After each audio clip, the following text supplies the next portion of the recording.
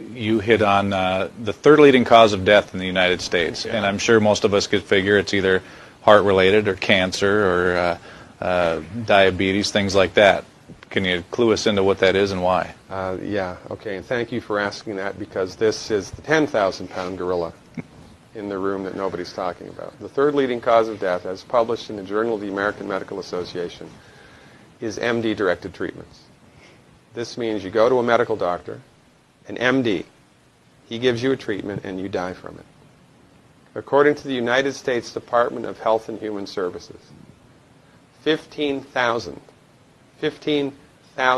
Medicare patients a month are killed by MD treatment, and nobody goes to jail. A handful of terrorists fly 2 planes into the Twin Towers. 3,500 people die, and we go to war.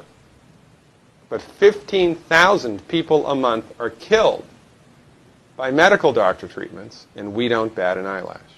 This is because we have been, I don't want to say brainwashed, that's not the correct term, but we have been, for the last 100 years, kind of led into this false belief. You know, I think it was Marcus Welby that started it, that the medical doctor is king and knows everything about everything.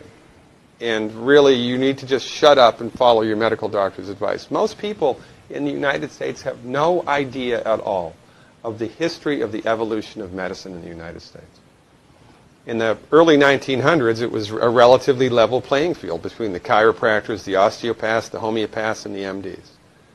In 1915, 1920, there was something called the Flexner Report. The Carnegie Corporation funded this man named Abraham Flexner. He went all around the country, and he went on stagecoach and train and horseback. This was before the interstate highway system, right? Took Flexner 5 years to do this. He went all around the country and did an inventory of all of the medical schools that prescribed drugs.